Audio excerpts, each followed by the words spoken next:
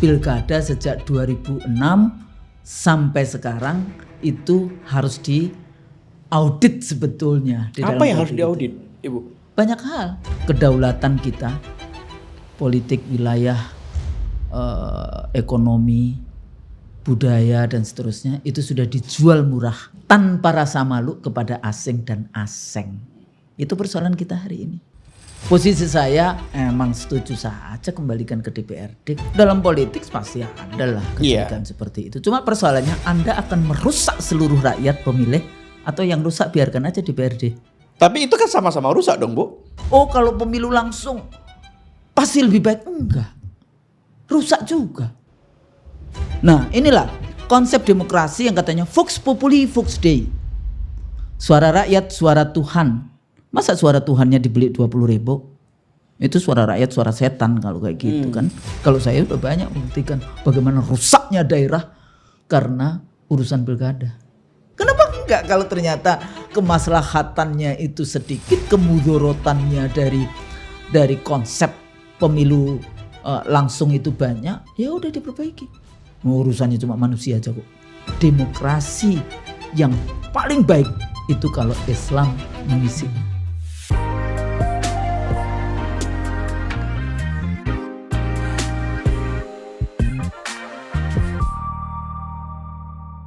Nah, hari ini kita akan berdiskusi dengan salah satu pakar dan dosen politik di UI. Nah, pengalamannya cukup luar biasa karena beliau ini pernah menjadi komisioner KPU di tahun 2001. Wah, lama sekali nih. 2001. Ini menandakan bahwa usia saya waktu itu masih belum lahir, masih SD. Dan ibu ini sudah menapaki jenjang politik di tanah air sudah lama. Dan hari ini kita akan berdialog dengan siapa lagi kalau bukan Mbak Husnul Mar'iyah. Apa kabar? Saya panggil Mbak atau Ibu? Ibu dong. Panggil Ibu. Soalnya bapakmu aja dulu kayaknya manggil aku Mbak. Iya. Apa kabar, Bu? Alhamdulillah. Ini kesibukan hari ini selain kalau sudah kegiatan di luar kampus kan sudah nampaknya kurang ya. Nah, hari ini apa aja yang lebih fokus hari ini? Saya kalau hari ini tadi ada ujian S3 di UNAS. Ya, jadi masih jadi penguji luar yang kayak gitu. Ada di beberapa kampus lain selain di UI. Bahkan saya dulu sering juga menjadi penguji luar dari ANU, Melbourne University, dari Victoria University dari Australia rata-rata untuk jadi penguji luar. Jadi kalau dalam konteks ujian S3 itu kan ada penguji yang dari luar, bukan dari kampus yang sama. Nah, yang kayak gitu-gitu masih mengajar juga di Pasca Sarjana Ilmu Politik Universitas Muhammadiyah Jakarta. Aktivisnya masih ada, jadi aktivis. Saya menjadi pengurus Lembaga Hikmah dan Kebijakan Publik PP Muhammadiyah. Jadi paling tidak masih ada. Dan Muhammadiyah kan sampai tingkat ranting. Ya. Di luar negeri juga ada, jadi ya. Ini lembaga, dulu saya banyak di LSM jadi kayak Transparansi Internasional termasuk jadi pendirinya di ICW, kemudian Corruption Watch ya, terus kemudian di Koalisi Perempuan Indonesia untuk Keadilan dan Demokrasi saya salah satu pendiri dan ketua ad interim pertamanya sebelum Kongres 20 Desember sampai 22 Desember yang ada di Yogyakarta waktu itu ya 98. Jadi sebetulnya selain mengajar posisi saya banyak di aktivisme. Bahkan masih mahasiswa kita sudah bikin yang waktu itu PSPK Pusat Studi Pengembangan Kelautan.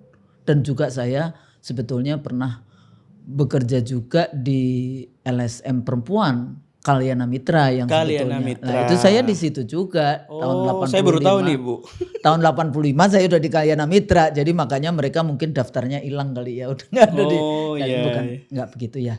Artinya sudah dari dulu memang saya aktivis di luar kampusnya, di NGOs, di dalam kampusnya, Senat Mahasiswa, kemudian Dewan Mahasiswa, terakhir sebelum ketuanya dipecat. Jadi Peter Sumaryoto. Dan terakhir meninggal menjadi Muhammad Peter Sumaryoto. Beliau terakhir jadi ketua Dewan Mahasiswa UI yang dipecat oleh Nugroho Noto Susanto waktu itu. Lah saya pengurus di Dewan Mahasiswa waktu itu terakhir. Jadi kalau bisa dirunut ini panjang dan dalam pengalaman Ibu Husnul ini. Tapi teman-teman yang banyak tidak tahu, Ibu Husnul ini sering konten juga. YouTube. Jadi YouTuber. saya ini bukan orang pertama mengenalkan Bu Husnul. Bu Husnul sendiri sudah banyak di YouTube bersama kalau nggak salah Mas Pak Ihsanuddin Nursi. Jadi judul YouTube-nya I See The Real Show. I itu stand for Ihsanuddin Nursi. C-nya Husnul Maria. Jadi setelah melihat I See The Real Show, ya insya Allah bisa paham terus kemudian bilang I see. Seperti gitu. Oke, Mbak Husnul. Tapi juga ada Husnul Maria Official tuh nggak aktif aja. Oh jadi Mbak Husnul punya channel sendiri? Iya, Husnul Maria Oke, Official. kita bagi nanti. Siapa tahu kita bisa combine nih konten kita nih. Mbak, saya ingin mau mulai sederhana dulu.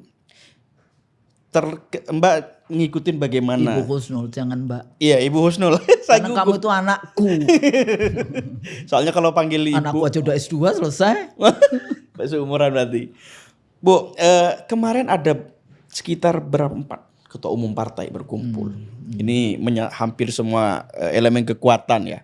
Kekuatan partai besar di Indonesia. Akhirnya merumuskan dan memberikan pandangan agar kepala daerah agar bisa dipilih atau ditunjuk oleh DPRD.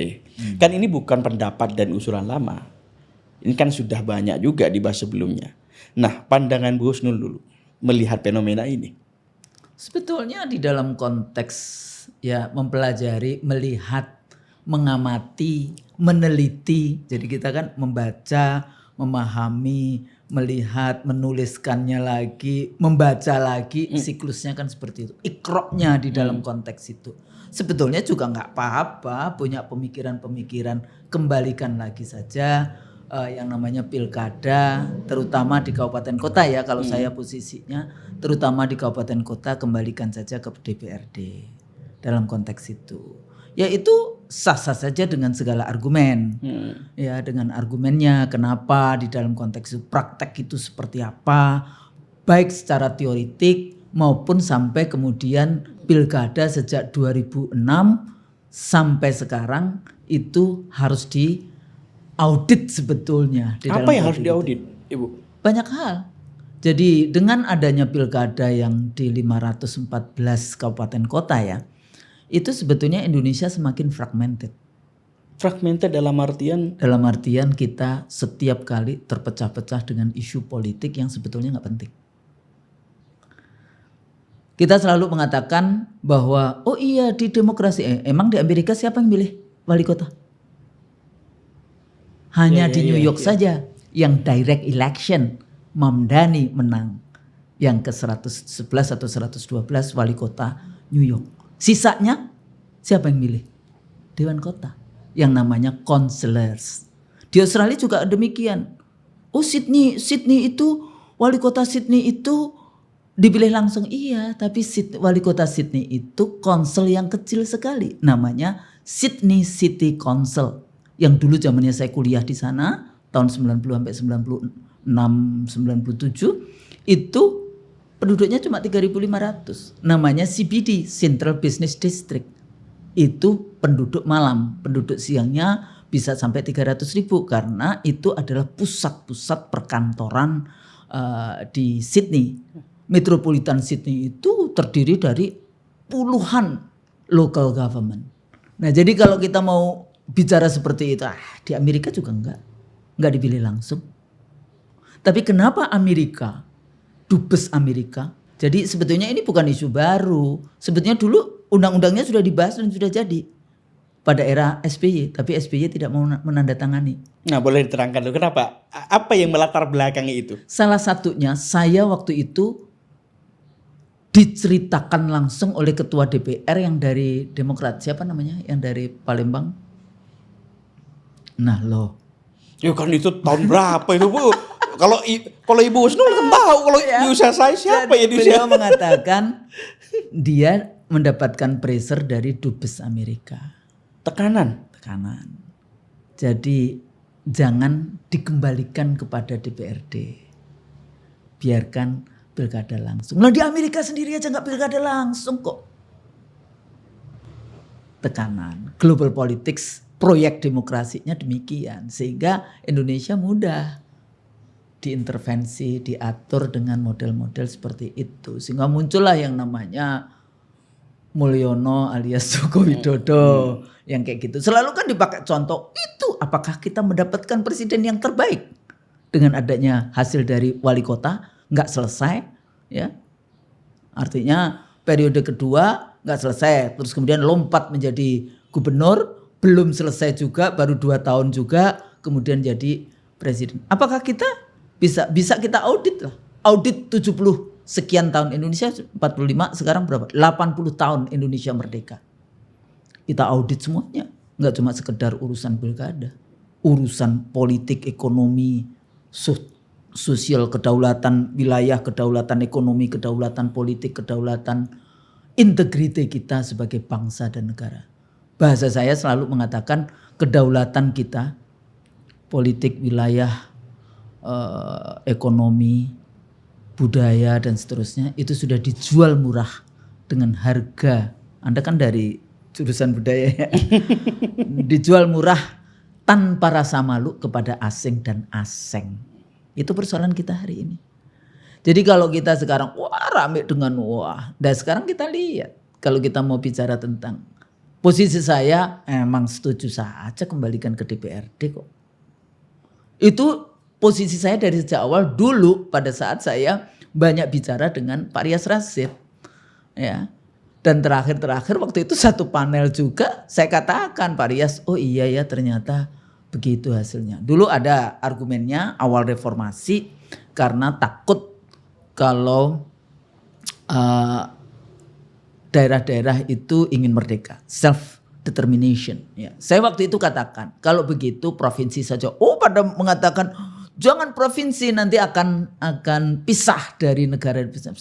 Enggak, sejarahnya Indonesia itu self determination itu rata-rata pejuang-pejuang ingin pisah itu rata-rata di kabupaten. Di Aceh itu dulu kan cuma 3 kabupaten aja.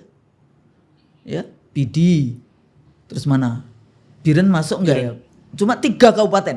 Heartland-nya yang namanya GAM. Tapi saat pilkada pertama di Aceh dari 21 kabupaten kota waktu itu 17 yang GAM menang. Tapi itu kesalahan di dalam konteks partai politik yang lain. Salah satunya juga masalah foto. Jadi waktu itu saya masih KPU, saya datang ke sana. Saya tanya partai-partai, Anda punya calonnya berapa ini partai? 6 atau berapa? Terus kemudian GAM-nya 1. GAM-nya pakai baju daerah. Sisanya pakai apa namanya jas. Saya bilang kalah kalian. Kenapa? Tuh gampang. Rakyat kan nggak tahu ininya. Walaupun tidak perlu kampanye, tetap saja yang namanya baju daerahnya itu yang menang. Dan benar menang seperti itu. Tapi apakah begitu saja? Enggak. Apakah tidak ada? Kenapa? Waktu saya tanya, saya kan anggota KPU. Kok Anda nggak kampanye ya? Tenang aja Bu. Kita sudah siapkan kok kain kafan. Jadi yang namanya pressure yang namanya di dalam konteks pemilu itu tidak hanya money politics tapi juga ada hal-hal seperti itu di dalam konteks kita mengadakan pemilu. Jadi apakah kemudian itu yang terbaik? Ya kita sekarang yang saya bilang audit itu tadi. Audit aja, analisis saja, teliti saja. Bagaimana? Dari mulai saya sering satu panel dengan misalnya calon-calon bupati, wali kota yang pengusaha. Terminologi yang digunakan itu akuisisi daripada kami itu dibuatkan oleh aturan regulasi yang itu bukan dari pengusaha kayak gitu ya. Terus kemudian dia akhirnya masuk. Makanya sekarang di tingkat pusat juga isinya pilpres juga pengusaha, di tingkat provinsi juga pengusaha, gitu. Jadi oligarki ekonominya menjadi dominan di dalam konteks itu. Apakah itu karena oh iya demi bangsa dan negara, konstitusi negara Republik Indonesia? Enggak. Demi kepentingan supaya usahanya bisa tetap berjalan dan dilindungi oleh penguasa. Kan itu persoalan. Bu, kalau misalnya begini, kalau memang ada hal yang memang ada dugaan mungkin transaksi lah di balik layar yang sering terjadi. Nah, selama ini kan orang beranggapan bahwa modal yang besar, kemudian praktek politik ekonomi yang besar di bawah, terutama kecurangan dalam level uang misalnya. Nah, kalau misalnya hanya itu alasannya, agar mengurangi fragmentasi, perpecahan, konflik dan di bawah dan politik uang dan sebagainya. Kemudian kita serahkan lagi dengan cara pandang partai yang gemuk, yang besar dan koalisi yang besar itu, apakah nanti tidak ada kecurigaan? Lo dalam politik pasti ada lah kecurigaan seperti itu. Cuma persoalannya Anda akan merusak seluruh rakyat pemilih atau yang rusak biarkan aja di DPRD. Anda akan menyuap seluruh pemilih atau hanya ada menyuap seluruh DPRD. Berarti Anda akan membuat dosa hanya pada pemilih, ke semua pemilih atau dosa hanya dipegang oleh DPRD saja. Oke. Itu lebih hakikatnya di dalam konteks itu ya. Tapi kalau masalah korupsi dan sebagainya sampai kapanpun ada. Sampai sehari sebelum kiamat kalau masih ada pilkada ya masih yang seperti itu akan selalu ada. Anda nggak berpikir bahwa di dunia ini nanti akan ada sangat baik. Oh nanti setelah Nabi Isa turun baru kemudian ya Dajjal mati, Nabi Isa memimpin seluruh dunia baru itu aman sentosa. Baru kemudian hancur lagi kalau kita pakai ilmu eskatologinya Islam di dalam konteks itu. Tapi kalau balik lagi di dalam konteks argumen banyak argumentasinya. Ya argumentasinya biarkan itu pada level yang paling bawah itu pada titik di mana sebetulnya cuma politik keseharian. Jadi day to day politics yang itu dia melaksanakan kebijakan-kebijakan publik yang ada. Jadi bukan kontestasi politik yang sampai tingkat ideologis seperti apa yang ada di tingkat nasional. Makanya kenapa kalau di negara-negara maju seperti di Inggris, di Amerika, di Australia yang namanya local government. Ini kan tingkatnya local government. Jadi ada nasional, ada state negara bagian, ada lokal. Di Indonesia juga demikian kan? Ada nasional, ada provinsi, ada kabupaten kota. Di kabupaten kota itu ya day to day politics yang ada. Nah di situ itu partai politik nggak banyak berkompetisi.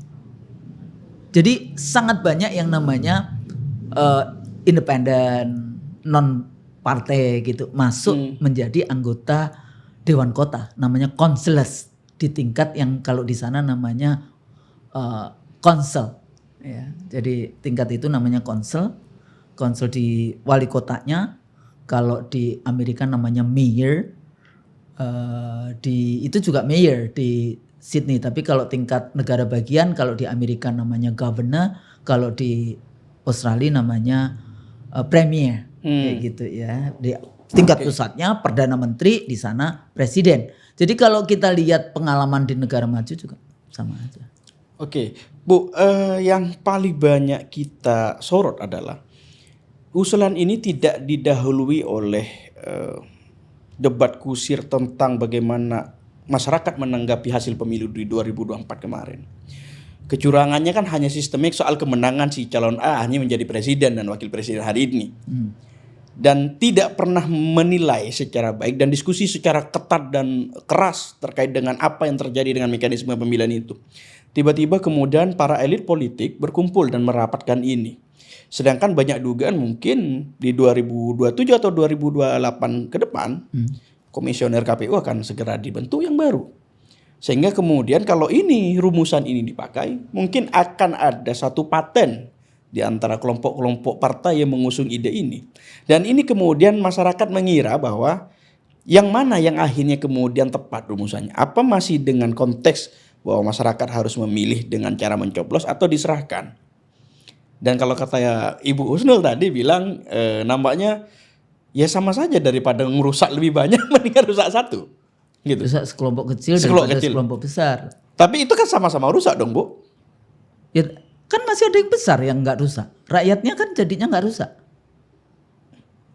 Kalau ini kan kelompok kecil ya udah dia nanti tanggung rusaknya. Tapi gini loh, ya dalam konteks itu memang ada produk kebijakan publik yang kemudian dibahas dengan cara ketat sejak reformasi. Nggak ada. Ada yang tengah malam diketok. Kita mau bicara undang-undang COVID, undang-undang omnibus ketenaga kerjaan yang sering kali saya bilang undang-undang cilaka. Tapi kemudian mereka tahu ternyata cipta lapangan kerja di ininya cilaka betul itu. Karena kita bisa memberikan 190 tahun investor untuk menguasai tanah di Indonesia. Anda bisa bayangkan itu. Ya. Kira-kira 190 tahun kemudian anak cucu kita masih bisa nggak mengambil alih kembali, kan enggak. Undang-undang kesehatan, undang-undang minerba, undang-undang pendidikan, semuanya berhubungan dengan industri kapitalisme arahnya. Jadi tahu-tahu sekarang pakai ngomong, oh iya kenapa ini? Semua hal sudah begitu kok. Rusaknya itu sudah rusak serusak-rusaknya. Semua lini di dalam konteks kalau kita bicara the legal and political rule of the game di Republik ini. Jadi sudah kong kali kong. Sudah yang disebut unholy alliances, aliansi jahat kayak gitu ya. Itu sudah ada. Ya tapi isu-isunya memang sejak reformasi ini terlihat dalam konteks itu. Jadi nggak usah sekarang mengharu biru. Oh iya kenapa sekarang partai politik bersama-sama. Bukannya semua undang-undang begitu. Tapi kalau dilihat bahwa hanya sekarang enggak. Karena dulu di era Partai Demokrat itu sudah dibahas. Sudah jadi yang namanya dibahas oleh DPR sudah selesai. SBY tidak tanda tangan undang-undang pilkada kembali kepada ini. LSM tentu sih ya setuju. Jadi ada banyak yang tidak setuju di dalam bisa diceritakan itu. Ini yang banyak tidak tahu loh Bu sebetulnya. Oh iya, LSM kan selalu tidak setuju walaupun saya orang LSM tapi kan saya political scientist. Kan kita sering kali melihat pengamat politik, pernah nggak kuliah ilmu politik? Kan ada yang selalu disebut pengamat politik tapi sebenarnya dia lulusannya S1, S2, S3 komunikasi, S1, S2, S3 apa. Tapi kan semua jadi pengamat politik. Jadi artinya bicara dengan referensi teori keilmuan yang mungkin tidak lengkap gitu. Kalau kita kan belajar dari sejak S1, S2, S3 di dalam konteks itu ya. Dalam konteks ini. Jadi kalau kita lihat pertarungan dari sejak awal itu sudah ada dan dulu sudah jadi, sudah disetujui dalam konteks itu. Jadi itu kira-kira yang menjelang atau selesai pemilu 2009 ya. Ya, 2009. Menuju ke 2014 itu sudah disetujui yang namanya undang-undang pilkada, tapi SBY tidak pernah menandatangani dan kemudian keburu dia sudah selesai. Tapi informasi yang saya dapatkan di DPR, Dubes Amerika pun juga bicara. Ini kata ketua DPR-nya waktu itu dalam konteks ini. Marzuki Ali. Marzuki Ali. Langsung cerita kok waktu itu ke saya. Bukan saya ketemu di mana, enggak, saya bercerita tentang pilkada ini sampai tidak disetujui. Alasannya, ini sudah bagus. Kan kita selalu proyek global barat itu kan proyek demokrasi. Tapi demokrasinya kan demokrasi liberal. Demokrasi kapitalis. Jadi liberalisme itu wajah politiknya demokrasi. Wajah ekonominya kapitalisme. Wajah sosialnya individualisme. Nah persoalannya apakah kemudian di dalam Islam kan? Nah sekarang kalau saya lihat kita bukan yes or no dalam Islam gak ada demokrasi. Enggak, bukan jawabannya bukan yes and no per se. Tapi bisa saja 40% bisa kok. Kalau kita bicara tentang Islamic Democratic Governance di dalam konteks itu kita bisa bahas tentang bagaimana values. Makanya saya selalu menggunakan terminologi pemilu halal. Apa itu Bu? Prinsipnya kan free and fair election. Tapi saya nggak berani bicara pemilu haram. Karena saya bukan ahli fikih. Jadi saya fikih politik, fikih siasah. Enggak kayak gitu ya. Tapi kalau halal kan pasti yang bagus. Jadi bagaimana mulai dari proses rekrutmen. Jadi pemilu itu kan rekrutmen atau selection. Baru kemudian election. Baru delivery. Pada saat rekrutmen. Bagaimana kita rekrutmen? Kalau tadi dikatakan pilkada. Bagaimana sih sebetulnya rekrutmen partai-partai politik itu untuk menentukan siapa yang dicalonkan jadi bupati dan wali kota, gubernur dan wakil gubernur, bahkan presiden dan wakil presiden. Bagaimana prosesnya? Anda bisa bayangkan kan sekarang kita punya wakil presiden. Bisa sampai menjadi calon wakil presiden. Bagaimana? Kalau kita yang itu kan sudah semua ilmu informasi semua sudah tahu ya. Bagaimana MK memutuskan. Usia belum tapi MK memutuskan. Tapi siapa ketua MK-nya? Pamannya. Ya mestinya paman yang ketua MK itu sejak dia menikah dengan adiknya presiden dia harus keluar dari MK. Bukan cuma keluar tidak ikut rapat, enggak keluar. Kenapa? Karena pekerjaan MK itu 100% conflict of interest. Karena undang-undang di Indonesia dibuat bersama presiden bersama DPR atau DPR bersama presiden. Sehingga 100% pekerjaan MK itu pasti ada kepentingan dari presiden. Nah, dia anaknya presiden. Seperti apa? Ya. Baru kemudian itu rekrutmen. Kemudian partai politik, kenapa partai politik mau merekrut orang ini? Kepentingan jabatan, kepentingan APBN, kepentingan APBD, kepentingan aparatus negara, kepentingan birokrasi yang itu sedang dikuasai oleh presiden yang sedang berkuasa. Ya. Sehingga seorang Prabowo Subianto ya udah nggak apa-apa wakilnya, dan dia kan di mana-mana mengatakan menang karena Joko Widodo, ya nggak? Pidatonya cek aja pidato. Nah ini lupa siapa yang bekerja di bawah dalam konteks. Tapi ya kita tahu karena memang rezim itu bikin satgas pemenangan. Kan persoalannya itu. Abuse power yang terjadi. Nah sekarang kalau kita balik ke DPRD. Siapa yang main? Apakah DPRD dia punya keputusan tunggal? Enggak juga. Keputusannya kan tentu di DPP. Kan dalam undang-undangnya yang menentukan akhirnya kan tanda tangan ketua umum dari DPP. Dari pusat artinya kan oligarki politiknya yang ada di pusat. Tapi pada saat pusat menentukan apakah dia dengan rapat yang seperti apa indikatornya pada saat menentukan dia jadi bupati, dia jadi wali kota, dia jadi. Nah, Anda bisa bayangkan wakil presiden dulu ini sebelumnya kan juga jadi wali kota. Bagaimana dia sampai menjadi wali kota? Baca tesisnya mahasiswa PDIP, aktivis PDIP di S2 Ilmu Politik yang saya jadi ketua. Jadi penguji, bukan pembimbingnya. Ya, jadi itu ada itu.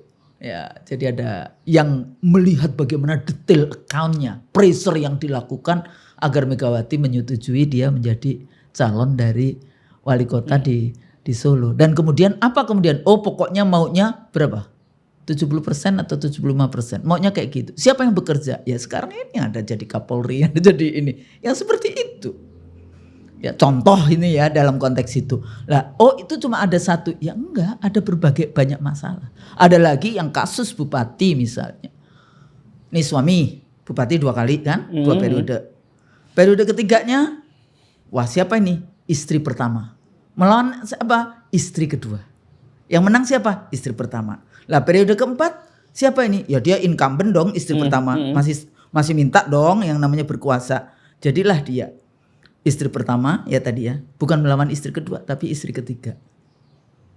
Ya, rekrutmen di daerah-daerah yang kita sebut nepotism, KKN, korupsi kolusi nepotism itu berdasarkan satu ke bawah, satu ke atas, satu ke samping, satu ke samping. Yang dalam konteks itu kan nepotism yang.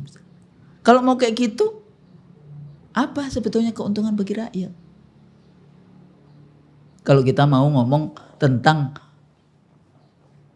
people sovereignty, kedaulatan rakyat. Makanya saya bisa mengatakan bahwa kedaulatan rakyat kalau di semuanya sama ya dalam konteks vote, bukan sama ya dalam konteks itu, di dalam konteks Islamic Democratic Governance sebenarnya voting itu bisa lah dimusyawarahkan. Tapi kalau sudah bicara kedaulatan, ya kedaulatan Tuhan itu bedanya. Kalau dalam Islam God sovereignty, bukan people sovereignty. Ya, tinggal nanti bagaimana ada banyak the legal and political rule of the game-nya yang itu harus ada ijtima, ada ijtima ulama, ada yang kayak gitu kan pemikiran-pemikiran seperti itu ulama dalam konteks ini. Tapi kalau dalam konteks modern nation state sekuler, nah saya sebutkan ini modern nation state sekuler, karena Anda tergantung kepada DPR yang bikin undang-undang kan. Nah orang DPR siapa? 138 anggota DPR hari ini, 53 anak-anak pejabat, 30 istri-istri pejabat, 10 suami-suami pejabat, 7 ponakan dan ini pejabat, sisanya kekerabatan lainnya. Kira-kira people sovereignty yang representasi dari rakyat yang jadi anggota DPR yang kemudian Anda percaya dengan hasil undang-undangnya, atau yang tadi saya katakan sebagai God sovereignty atau people sovereignty dalam konteks itu. Jadi Diskusikan saja Anda mau melihat seperti apa. Tapi jangan menganggap bahwa Anda lah yang paling benar. Oh, ada lagi ketua DPR dulu. Si Ibu Puan ya waktu itu mengatakan, oh kalau kita pilkadanya tidak langsung kita mundur. Beda, salah.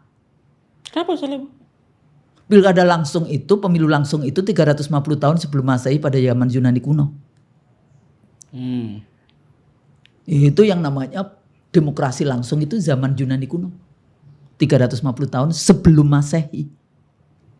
Karena sekarang negara itu besar. Dulu kan namanya city polis, negara kota. Negara kecil-kecil kan, Athena, Sparta dan sebagainya ya. Tapi tahun itu pun itu sudah bikin komparatif politiknya tentang pemerintahan otoriter, pemerintahan demokratis, pemerintahan itu Aristoteles ya. Itu dia meneliti di 153 negara kota. Hasilnya? Lah enggak untuk bikin yang namanya oh ini pemerintahan otoriter, ini pemerintahan demokratis. Untuk itu dia sudah melakukan yang seperti itu. Tapi kalau di dalam konteks selection ya pemilu langsung dalam konteks itu ya di era demokrasi zaman Yunani kuno. Jadi Anda mau ngomong mundur maju itu apa? Berdasarkan waktu atau berdasarkan value? Berdasarkan norma, berdasarkan ethics, berdasarkan akhlak, berdasarkan ini. Karena kalau dalam Islam maju dan sebagainya itu urusannya akhlak, urusannya moralite, urusannya integrite, urusannya yang seperti itu. Ya jadi kalau IT bagus maju, tapi untuk apa? Value-nya apa? Kayak LGBTQ misalnya. Oh iya, itu adalah HAM. Memisahkan antara right dengan moralite. Nah, hal-hal seperti ini, jadi kalau tadi pertanyaannya, oh iya ini kok elit politik. Semua hal mereka juga gak peduli dengan rakyat kok. Undang-undang tadi kan muncul kan gak peduli. Saya dulu sudah katakan dari sejak awal berkali-kali pada saat proses saya seringkali diundang jadi panelis. Ya, bicara tentang RUU Omnibus Cilaka itu. Saya mengatakan siapa ini yang sebetulnya. Karena semuanya itu untuk kepentingan oligarki. Dan akhirnya sekarang pada tahu siapa sebetulnya drafting dan kepentingan siapa. Kelompok dari 9 naga dalam konteks itu. Jadi dalam hal ini menurut Bu Husnul, rapat-rapat tentang pembahasan pilkada terkait langsung tidak langsung ini yang dipilih oleh DPRD, ada indikasi di balik layar kah? Loh semua pasti ada di balik layar. Cuma kan bertemunya itu dengan kepentingan siapa? Ya kan kalau di dalam konteks itu kan kalau kita orang Islam itu ya ada niatnya gimana? Niatnya supaya menguasai atau niatnya menjadi baik? Kan itu. Innamal a'malu binniyah. Niatnya untuk apa kayak gitu kan? Tapi kalau saya kan secara keilmuan, secara komparasi politik di seluruh dunia, apakah pemimpin yang diangkat itu bisa adil dan makmur? Ternyata di seluruh dunia enggak. Yang dipilih maksudnya pemimpin yang pilih itu akan menghasilkan negara adil dan makmur. Pemilih yang diangkat tidak menghasilkan negara yang adil. Ternyata enggak.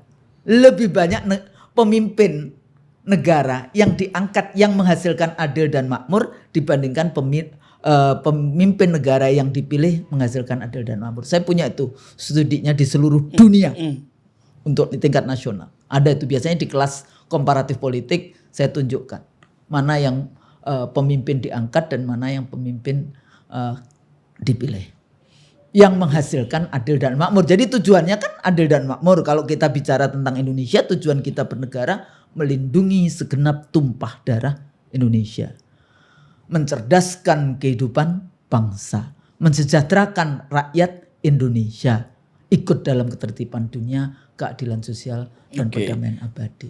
Nah, ke arah sana enggak? Atau kong kali kong itu tadi ya bisa aja, dua-duanya bisa. Wong ini cuma tool aja kok. Kan bukan berarti kalau pemilu langsung pasti lebih baik, enggak. Rusak juga. Dengan KPKP ya. Yang namanya KPKP SK tambang-tambang yang dikeluarkan oleh Bupati Wali Kota, termasuk lembaga survei yang kalau menang dia dapat saham dari tambang. Emang kita tidak tahu. Ini salah satu lah. Kepentingan siapa ini yang merasa dirugikan? Banyak sebetulnya. Jadi ada kepentingan kalau kita bicara tentang sosial kayak gitu ya, ada kepentingan LSM. Kan jadi nggak ada proyek pilkada dong. Oh, masa? Maksudnya tidak sebanyak yang kemudian itu pendidikan pemilih yang seperti apa kan? Jadi nggak penting-penting amat kayak gitu kan. Lembaga survei, ya kan? Lembaga survei, sekarang kita lihat aja aktor-aktor lembaga survei itu kan udah alhamdulillah bisa bermewah-mewah kayak gitu kan hidupnya. Sebagian. Saya kurang tahu itu. Ya. Saya kurang tahu itu. Yang kayak gitu. Terus siapa lagi? Ya semua aktor non negara dalam konteks itu bisa saja pemimpin masyarakat yang biasanya menjadi pengepul, jadi pebotoh kayak gitu ya. Jadi wah kamu akan dapat berapa suara nih di sini, berapa duitnya dan sebagainya gitu. Kemudian negara gimana? Ada yang bilang, oh KPU Bawaslu. Entah apa yang enggak, nanti KPU Bawaslu bekerja, cuma bekerjanya tidak pemilu dengan masyarakat. KPU Bawaslu-nya bekerjanya dengan DPRD. Kan tetap aja dibutuhkan siapa yang akan mengurus, menghitung dan sebagainya, membuat laporan dan sebagainya, yang tinggal dialihkan aja. Instead of menghitung berapa 1 juta misalnya pemilih, kalau di Jakarta berapa juta pemilih, ya 7 juta pemilih misalnya, ganti cuma 100 orang di DPRD, kan gak masalah kayak gitu ya di dalam konteks ini. Oh ya ada lagi misalnya, oh kan kita jadinya tidak bikin surat suara yang sebanyak itu, bagaimana dengan bisnis kertas? Ya tapi kan environmentally kita tidak motong pohon jadinya untuk bikin kertas, environmentally sound kayak gitu kan. Apalagi siapa lagi yang diuntungkan atau merasa dirugikan? Oh pencetak kaos, pencetak. Ya itulah fungsi negara untuk menyediakan lapangan pekerjaan, mensejahterakan rakyatnya, bukan hanya cuma karena pemilu kemudian ini. Yang berikutnya lagi aparatus negara. Selama ini kan aparatus negara kan kemana-mana, polisi, tentara, birokrat. Saya sangat sering yang namanya dulu ya masih sering diundang oleh birokrat-birokrat itu. Aduh Bu, kalau sudah mau pemilu ini APBN kita diarahkan semuanya untuk penggiringan opini. Jadi kayak lembaga survei itu bukan plebiscit demokrasi, tapi penggiringan opini. Indonesia kan persoalannya kayak gitu. Kalau siapa ini menurut lembaga survei yang menang, ya udah geruduk kayak gitu kan, itu persoalan. Oke, Bu, ada pertanyaan yang paling sebetulnya. Pusing kan kamu semakin? Enggak. Saya begitulah. Saya bukan pusing, justru makin ingin bertanya kepada Ibu. Ya apa? Kalau memang soal kedaulatan rakyat lah dalam politik itu tadi. Kalau misalnya mekanismenya bolehlah bisa diganti dengan cara apapun yang mungkin itu tepat atau tidak. Misal tanpa pilkada langsung. Bagaimana arti dan mekanisme kedaulatan rakyat itu dibunyikan dan dilaksanakan? Misalnya kalau politik hari ini untuk pilkada itu tidak dipilih oleh rakyat. Bagaimana kedaulatan itu dibunyikan dalam politik? Kan masih ada pemilu legislatif. Sebagian daerah tidak seperti itu. Nah, contoh Bu, di daerah saya, di Madura. Iya. Nah, di Madura daerah saya. Kamu Maduranya mana? Iya, saya Pamekasan. Ipar saya Pamekasan, adik saya di Pamekasan. Oke. Nah, tanyakan, mungkin Ibu pasti bertanya ke ipar atau saya sendiri orang Pamekasan. Kepala daerah atau dalam hal ini bupati itu jauh lebih dianggap sebagai representasi karena sering ketemu. DPRD tingkat 1 kota kabupaten itu sering dianggap sebagai orang yang dianggap penting. Dua aktor ini adalah orang yang sering mereka bela mati-matian. Sedangkan untuk DPR RI pusat, DPR RI provinsi, seringkali orang Madura tidak menganggap itu keberadaannya penting, tidak, Bu. Ya tapi apakah kemudian bupati karena dipilih oleh DPRD kemudian dia tidak kemudian tunduk taat patuh bekerja untuk rakyat? Lah ini masalahnya hari ini belum jelas, Bu. Bagaimana? Ya. Amanahnya kan kalau Anda jadi bupati wali kota ngapain coba? Melayani rakyat kan. Tapi kan mungkin aktor siapa yang akan dipilih dan bagaimana unsur pemilihannya nanti penunjukannya? Sama aja itu mahasiswa saya juga yang dari bukan dia Pamekasan atau bukan? Dia bukan Pamekasan. Bikin itu. Dia bagaimana caranya mereka memang kemudian milih bupati kemudian rakyat berdaulat? Enggak kan? Yang milih di sana siapa? Ada kelompok, ada 3 kelompok. Saya lupa namanya tapi bahasa Madura. Kiai Blatir. Tapi ada ulama. Blatir. Ya. Itu Blatter itu kan pelaksana kan. ya tetap aja kan siapa yang iniin. Jadi pemimpin agama, Blatter dan pesantren waktu itu kalau nggak salah. Jadi ada 3 kelompok yang ini ya. Kalau di Medan ada preman kayak gitu kan. Kalau di Banten ada jawara kayak gitu. Emang langsung rakyat. Nah inilah konsep demokrasi yang katanya Vox Populi Vox Dei. Suara rakyat, suara Tuhan. Masa suara Tuhannya dibeli 20.000? Itu suara rakyat, suara setan kalau kayak gitu kan. Nah jadi dalam konteks kemudian argumen zero sum game-nya nggak masuk. Anda mengatakan bahwa kalau nggak dipilih rakyat maka dia tidak ada hubungan dengan rakyat. Halo, Anda jadi bupati, wali kota, amanahnya apa? Kan harus dikembalikan lagi kepada konstitusi, kembalikan lagi pada undang-undang. Cuma persoalannya kita kan anggota DPR-nya nggak membaca konstitusi, presidennya juga nggak membaca undang-undang dasar, nggak membaca undang-undangnya, akhirnya kan berantakan. Kan itu persoalan.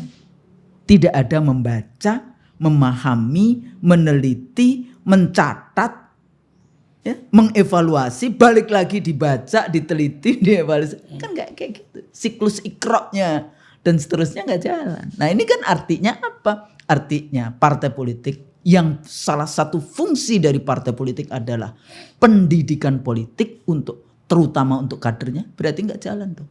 Anda jadi pejabat mau ngapain coba? Pada saat dia disumpah, ayo ngomongnya apa coba? Demi Allah, bla bla bla bla sumpahnya. Kan itu, nggak peduli. Jadi tidak harus yang namanya diawasi, dipilih oleh rakyat, tapi kan dia nanti harus mempertanggungjawabkan di depan Allah, di depan Sang Pencipta pada saat yaumil hisab. Kan itu persoalannya dalam konteks ini. Ya, jangan mengatakan, iya jangan bawa-bawa agama dan politik. Berarti Anda pengikut yang saya sebut sebagai khilafah Kristen Protestan. Pemisahan antara gereja dan negara. Ya kalau Katolik kan enggak. Khilafah Katolik Vatikan enggak. Kenapa? Karena kalau saudara kita yang Katolik, dia dibaptis, dia punya 2 warga negara Vatikan dan warga negara Indonesia. Tapi beda Bu warganya. Ya tapi tetap aja namanya citizenship. Nah sekarang kalau kita ngomongin khilafah Islam, jangan ngomong-ngomong agama dong. Ya kita bahas.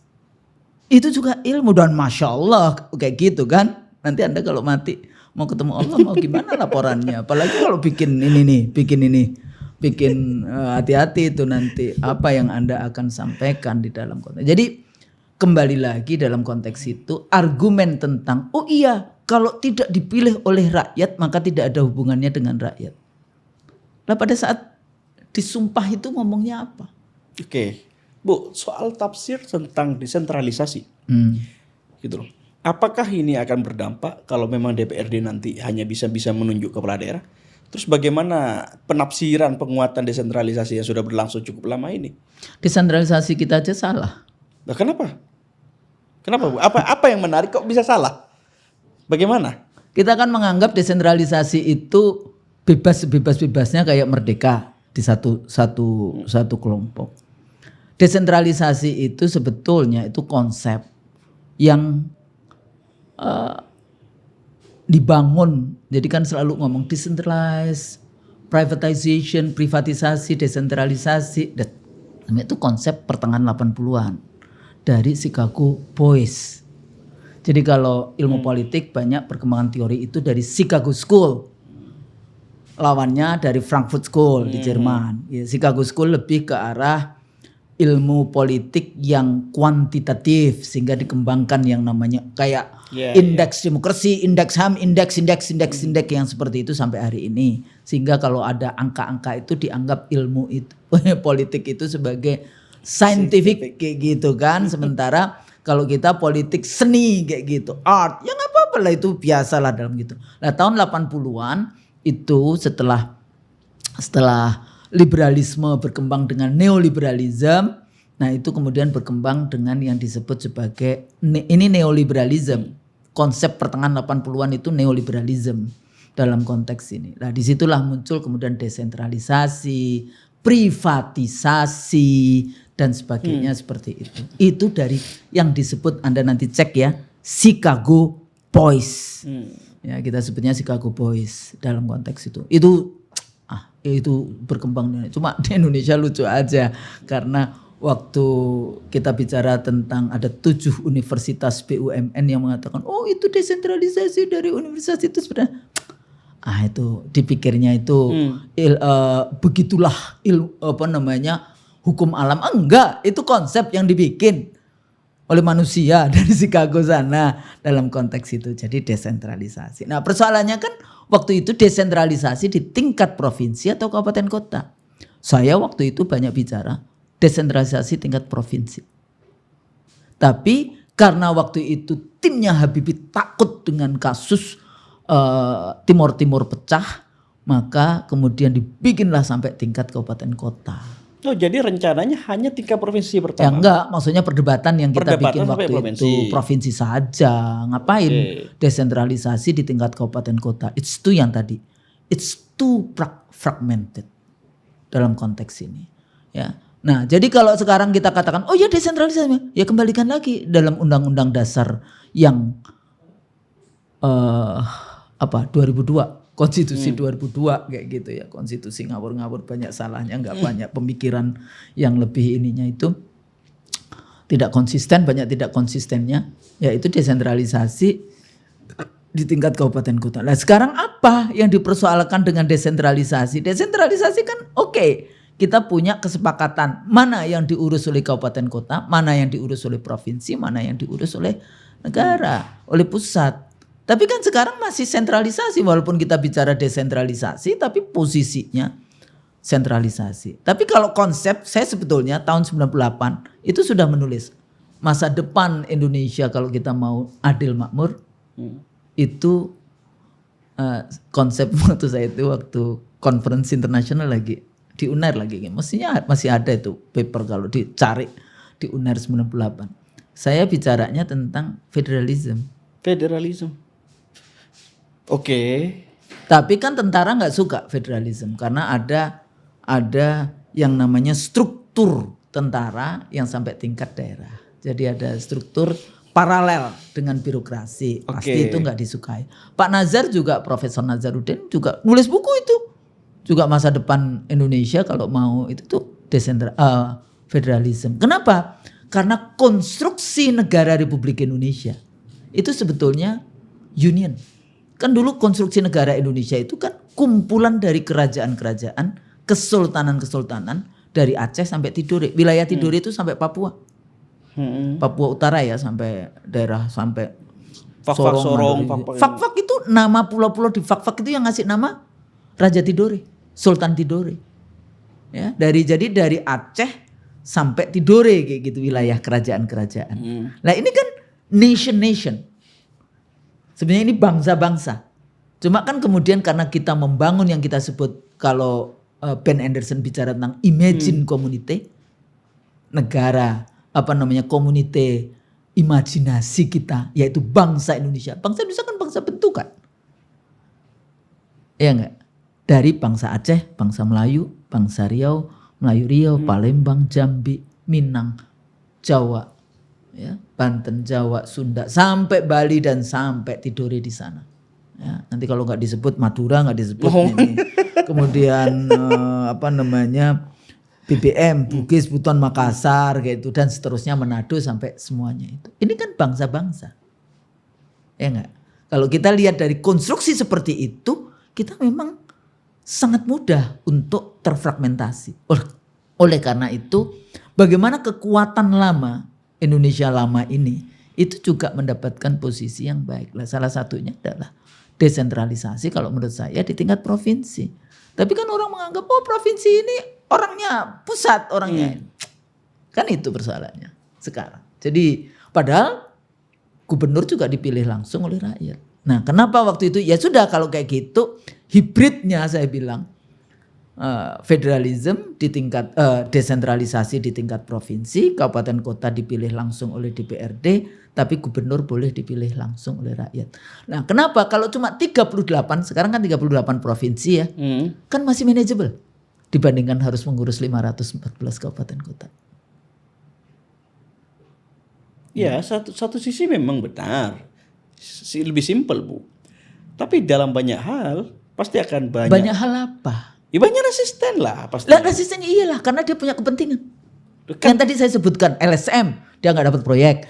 Lembaga survei udah nggak laku lagi nih dari 514 dan 38 udah nggak ada survei-survei untuk jadi bupati wali kota. Tapi kan tetap aja dia bisa survei dengan biaya yang lebih mudah. Kemudian oh iya nanti UMKM kertas lah kan menjaga bumi, menjaga pohon.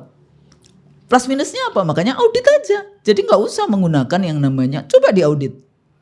Menggunakan yang sebetulnya kan cuma hipotesa saja. Hipotesa Anda belum Anda buktikan. Kalau saya udah banyak membuktikan bagaimana rusaknya daerah karena urusan pilkada. Oke. Ya itu silahkan datang ke Departemen Ilmu Politik yang menulis tentang pilkada, yang menulis tentang rakyat ya. Jadi bahasa saya kan pemilu itu secara teoritis yang saya sebut the liberal Machiavellian election, itu Huntington dalam konteks itu yang saya sebut sebagai the liberal Machiavellian. Pemilu terbuka tapi penuh dengan tipu-tipu muslihat.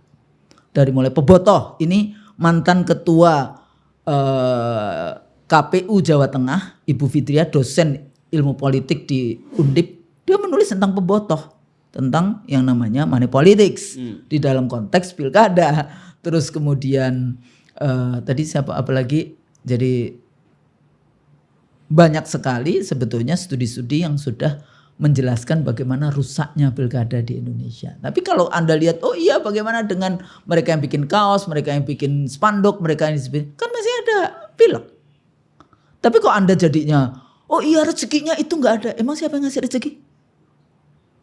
Dalam konteks ilmu ini ya, ilmu hakikat. Siapa yang ngasih rezeki? Emang yang ngasih rezeki sih partai pada saat pilkada? Kan enggak. Rezeki kan dari Allah. Malahan barokah. Kalau Anda mau cari barokahnya. Untuk apa? Kalau kita bikin politik nggak ada barokah. Isinya cuma maksiat, isinya eksploitasi, isinya perampokan kepada sumber daya alam. Akhirnya apa yang terjadi? Allah ingatkan, didatangkan itu banjir dengan gelondongan ini. Karena apa? Karena kerakusan, ada greedy di situ di dalam konteks ini. Nah, baru kemudian nanti konsep yang lainnya. Kalau Al-Mawardi bicara tentang siapa sih sebetulnya yang pantas untuk dijadikan pemimpin. Jadi konsep Al-Sultaniyah, Al-Sultaniyah. Siapa yang pantas untuk dijadikan pemimpin. Tapi ternyata nggak cuma pemimpin. Siapa yang pantas untuk memilih. Jadi ada di konsep itu. Jadi ada konsep kualitas pemilih. Ya, bukan kualitas, dalam konteks itu dia bisa membedakan antara baik dan benar, dia bisa punya yang kayak gitu. Tapi kalau one vote, one person, one value, kira-kira bagaimana menghitungnya dia bisa membedakan yang baik dan yang benar? Oke, Anda cek lagi konsep buku yang sudah Soko sebutkan. Betul itu Al-Mawardi. Ya, itu dulu kita pelajari waktu begitulah. Yes. Tapi kan kau pelajari sepertinya, oh ya ini ilmu agama gue letakkan aja di Bukan Prof. Ini saya masih dalam artian ya, pusing kan ya nggak apa-apa itu kalau sudah pusing. Saya justru Prof itu ada hal yang memang harus dievaluasi betul. Memang saya tertera bahasa saya tetap audit, diaudit lah. Ya, 80 tahun negara gitu. Merdeka ini kita seperti apa politik. Oke. Tapi dengan membalikkan lagi, misal ini kan sudah berjalan lama, Prof, gitu loh. Pemilihan pilkada ini udah lama gitu loh. Ya 2006 pertama kali saya masih KPU. Dan Prof juga melihat itu kan. Ibu udah melihat itu posisi dan melihat langsung penilaiannya di situ. Kalau kita balik di posisi ulang, di mana itu akan menjadi lagi, di mana DPRD-nya bisa nunjuk kepala daerah misalnya. Bukan tunjuk, dipilih oleh DPRD. Beda loh ditunjuk, dipilih. Dipilih kan? Iya, bukan ditunjuk, salah juga, bukan salah. Saya tidak menggunakan terminologi ditunjuk DPRD, tapi dipilih oleh anggota dewan yang dia dipilih oleh rakyat. Saya masih sangat menunggu juga. Kalau tadi bilang Ibu misalnya bilang ya udah kita datang ke Departemen UI misalnya, banyak riset soal itu. Iya.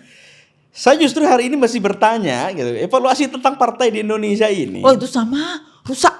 Nah itu masalahnya Bu, ya, kan gitu loh. Siklus. Tapi kan siklusnya kan artinya partainya rusak, kemudian kalau kamu bicara DPRD-nya rusak, lah kemudian emang rakyatnya nggak rusak?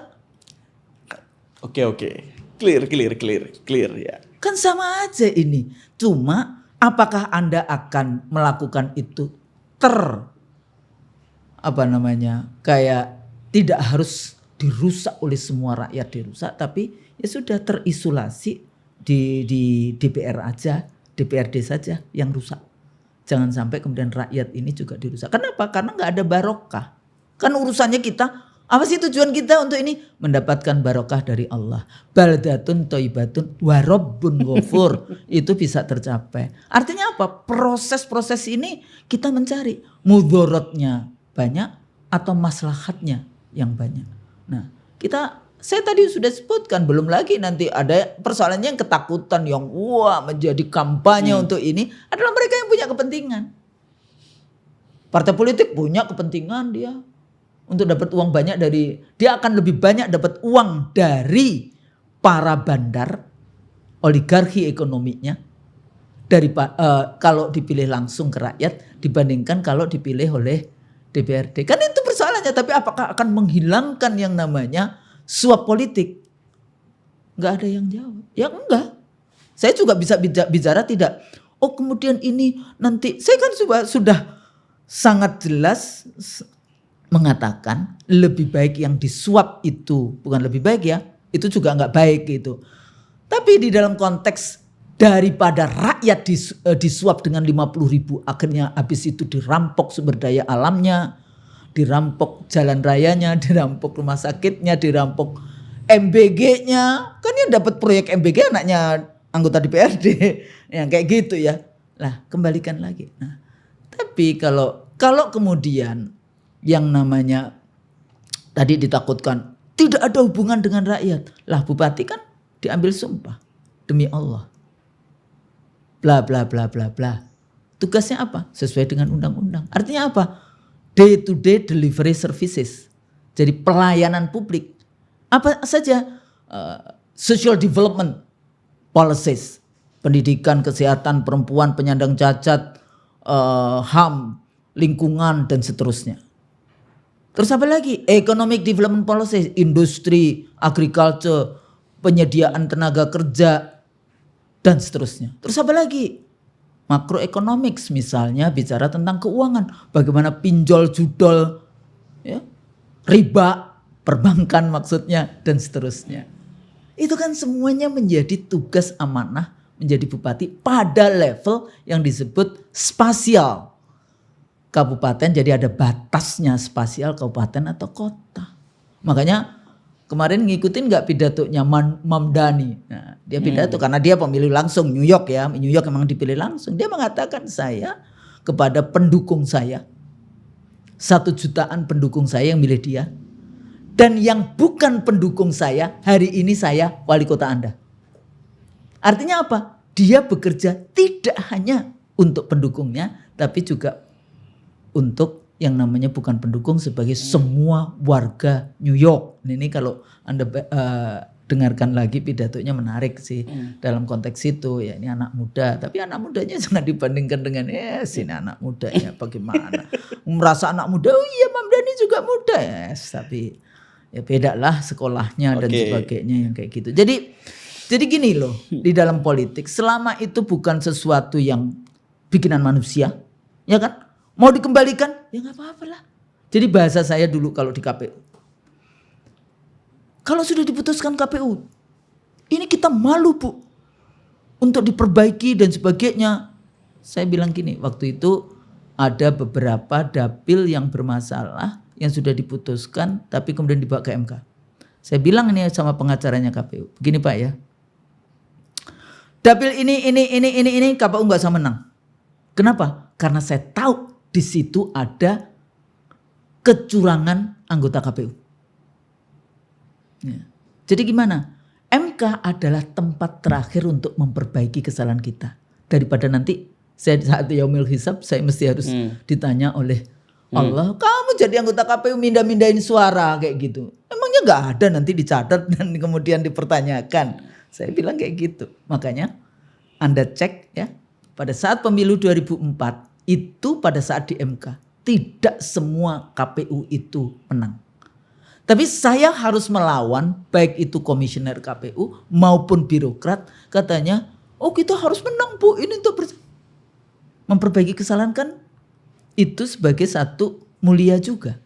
Tindakan mulia juga. Kenapa enggak kalau ternyata kemaslahatannya itu sedikit, kemudorotannya dari konsep pemilu langsung itu banyak, ya udah diperbaiki. Urusannya cuma manusia aja kok. Oke. Jadi memperbaiki kayak gitu. Oke, Jadi oke. konsepnya itu memperbaiki kesalahan, memperbaiki apa yang di ini. Ya udah. Kalau sekarang kan rakyat cuma nungguin 20.000 selama 5 tahun, habis itu dibohongin aja. Ini saya lupa ditanyakan ke Ibu tadi sebetulnya. Kita masih ini dalam kajian hal-hal yang masih sering didiskusikan teman-teman ya selama ini di komunitas politik lah Bu. Ini kayak masuknya oligarki ekonomi menyatu menjadi oligarki politik itu sebetulnya saya tanya ke Ibu di tahun 2006 waktu Ibu masih jadi KPU atau setidaknya pilkada pertama kali digelar lah. Arus dari internal partai waktu itu masih terlihat sekali enggak? Ya. Masih sudah ada enggak oligarki ekonomi sudah menjadi oligarki politik di masa-masa awal pilkada? Ya tapi kalau pilpresnya aja kan juga wakil presidennya pengusaha. Oke. Ya kan artinya sebetulnya ya politik itu dengan mudah yang namanya diakuisisi oleh para pengusaha. Enggak, kalau dibandingkan sekarang Bu, di awal-awal Ibu waktu masih ya kalau sekarang lebih banyak. kalau Kalau sekarang sekarang lebih gila Pak, lebih gila daripada lebih gila kan. Kalau dulu 2006, tapi 2006 itu di awal-awal itu juga KPU tidak bertanggung jawab karena ini Depdagri ini.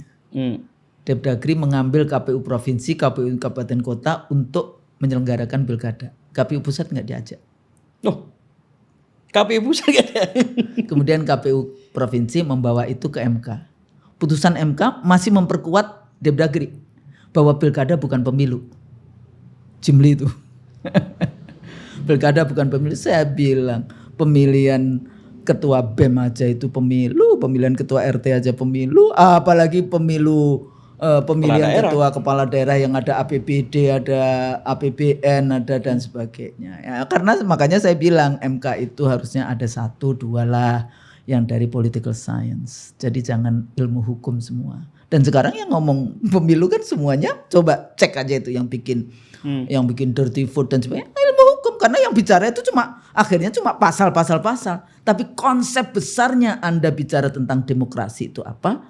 Kemudian tujuan bernegara itu apa? Bagaimana histori sejarah dari ini kan kita berpikir gitu ya bahwa pilkada langsung itu adalah lebih maju. Kan setidaknya sekarang ada Pak Asrul Sani Bu di MK itu.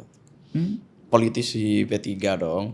Iya tapi kan hukum juga. Iya. Kan ilmu basis. Jangan salah Anda cek lah MK-nya Amerika, Constitutional Court-nya Amerika kan ada. Karena konsep-konsep ini kan semuanya sebenarnya konsep-konsep ilmu politik.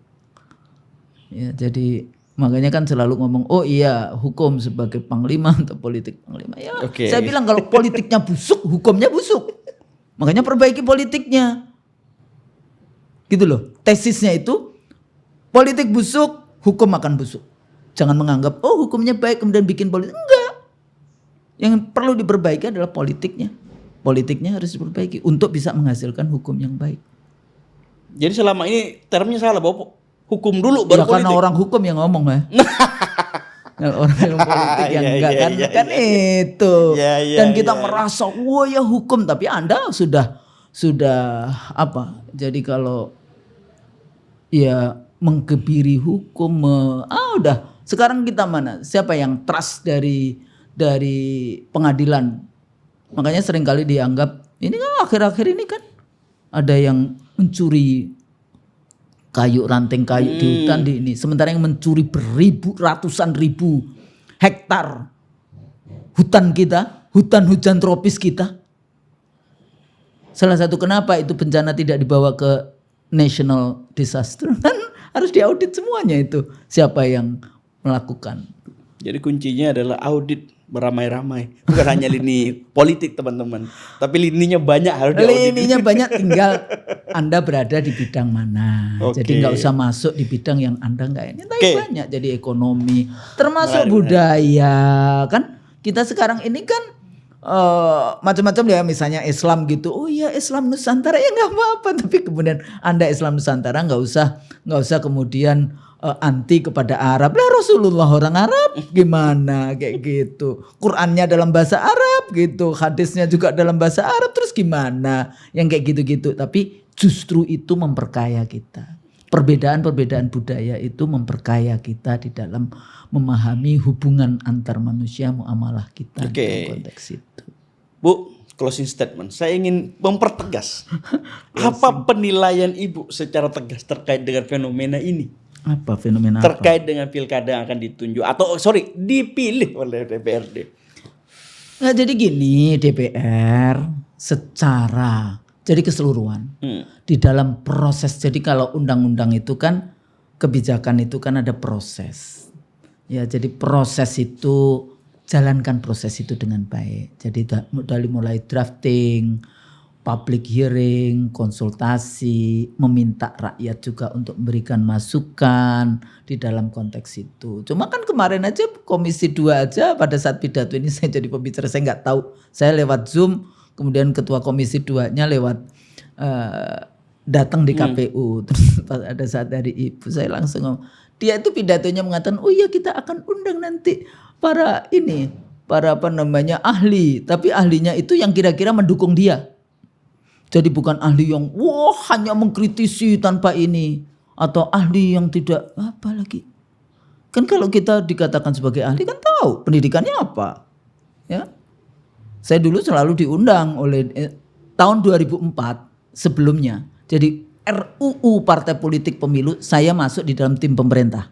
Jadi saya, Prof. Nazar, Pak Ramlan, Pak Rusadi. Jadi 4 dari 5 anggota KPU itu adalah yang drafting undang-undang. Tapi kita ajak, kita bikin yang namanya ke daerah-daerah, kita bikin yang namanya LSM kita undang, dosen-dosen ilmu politik kita undang, ya, peneliti-peneliti kita undang untuk kemudian merumuskan yang namanya Undang-Undang Partai Politik Pemilu dan Susduk waktu itu ya. Baru kemudian saya jadi anggota KPU, belum selesai baru dikembalikan lagi ke ini. Nah, proses ini jangan di-hijack.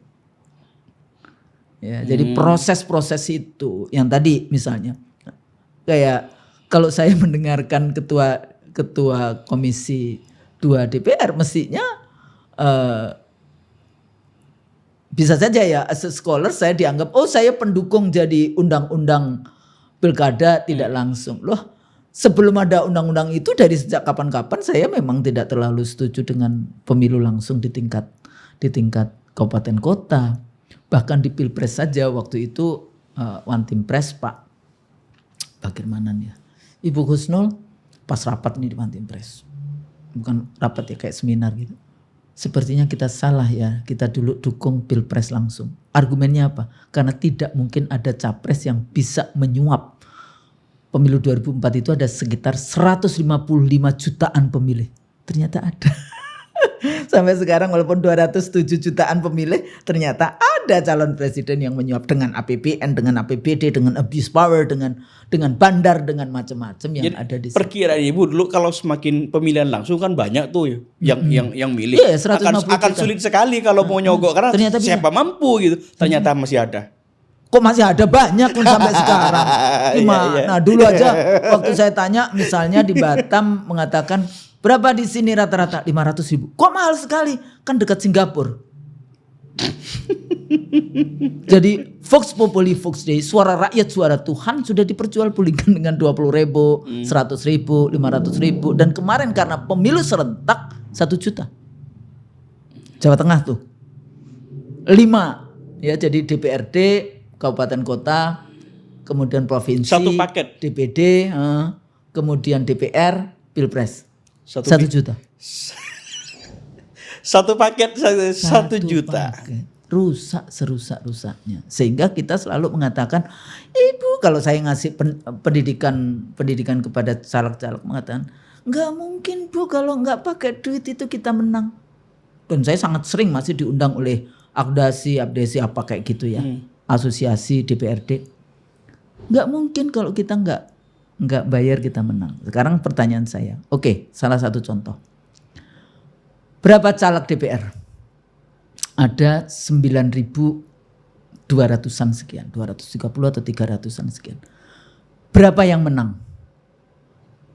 Berapa? Kalau DPR RI 500-an. Berapanya itu harus benar 580 anggota DPR. Oke. Jadi yang kalah berapa? 8.000 ya 8.500 600-an lah ya. 8.600-an. Dari yang menang di DPR itu dia pakai duit enggak? Katanya pakai duit. Berapa persen? Oke, kita bikin 50% lah pakai duit. Jadi berapa? 250. Oke, yang kalah itu pakai duit apa enggak? Pakai juga kan? Ada banyak, ada mahasiswaku yang habis 15 miliar kalah juga gitu kan. Nah, jadi yang 8.500-an ya bikin aja yang gampang. 8.500-an itu pakai duit. Kalau 50% enggak pakai duit, masih berapa yang pakai duit? 4.250. Lebih banyak mana? Pakai duit kalah atau pakai duit menang?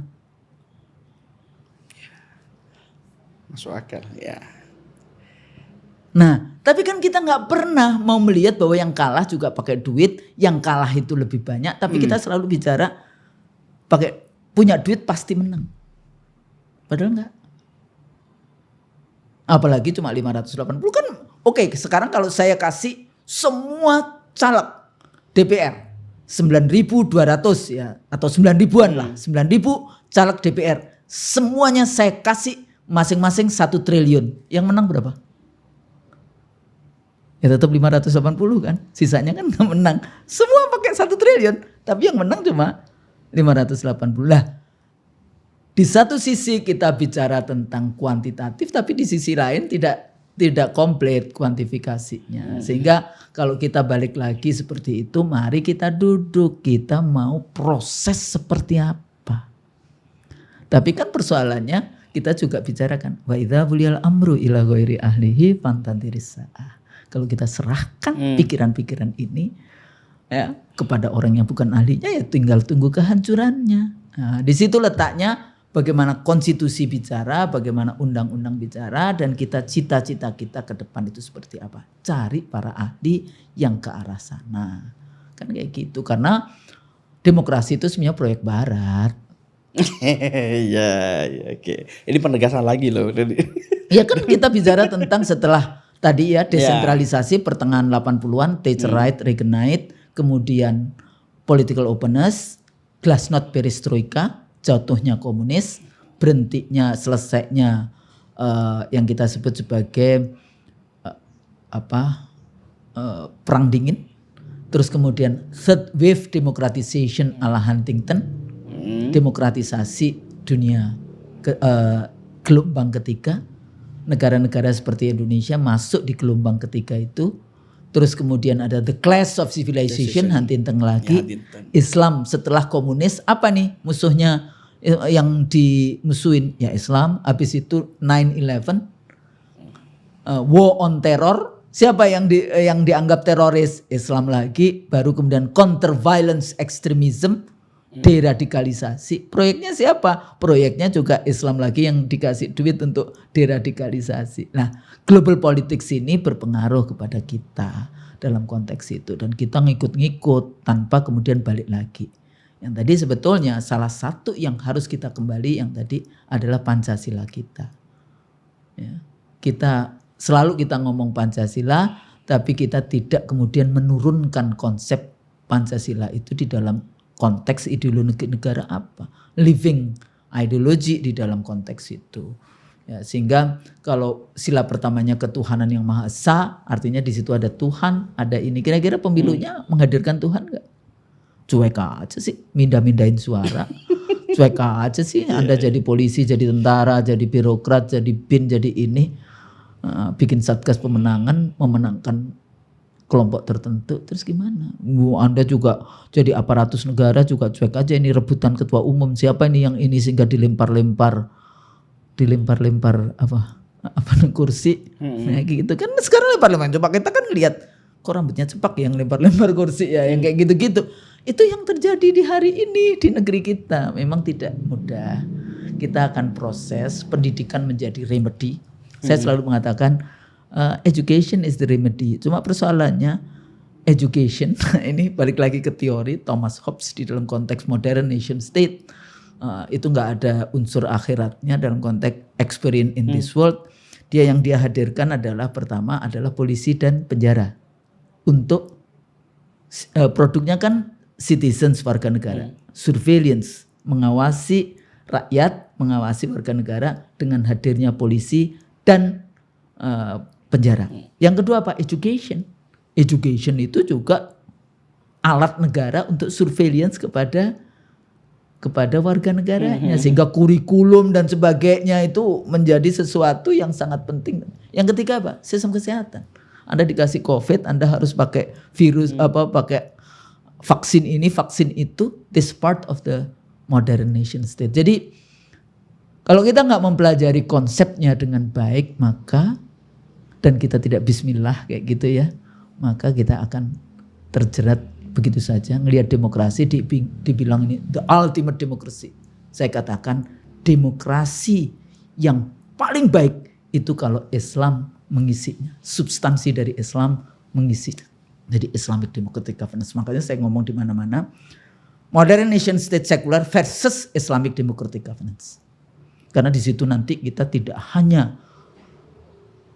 amanah di dunia saja, tapi juga kita akan takut bahwa satu saat dan kita pasti meninggal, kita harus mempertanggungjawabkan jabatan kita kepada Sang Khalik.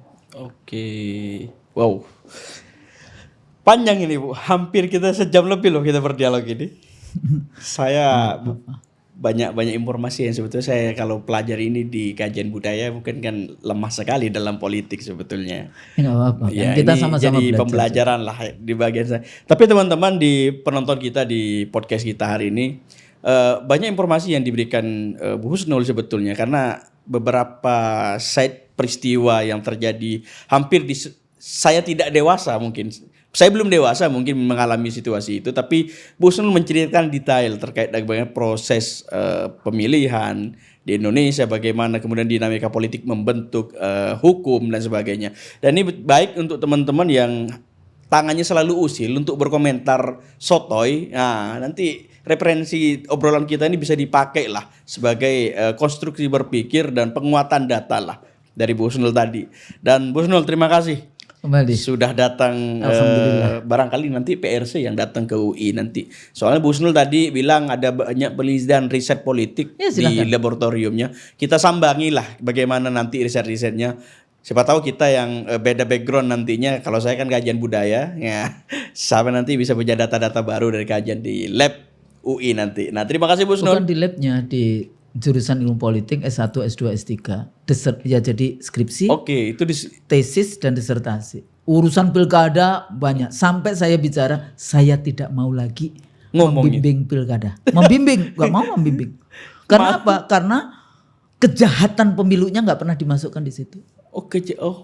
Jadi modal aktivisnya untuk meneliti kejahatannya nggak pernah diberitakan.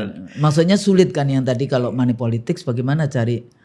Kan kalau kita ngomongin tesis itu dia ada tesisnya, ada datanya, ada argumennya, ya. Terus kemudian ada referensinya. Nah kalau kemudian money politics itu kan terasa tapi sulit untuk dibuktikan. Tapi kan kita tahu juga siapa bayar berapa. Baik, terima kasih Bu Husnul sudah menyangami di PRC ini. Mudah-mudahan kita akan ada sesi lain. PRC Politika Research and Consulting. Jangan lupa ikuti terus. Iya, terima kasih. Dan saya Melki Amirul Saleh mengucapkan terima kasih. Sampai jumpa di sesi lain waktu.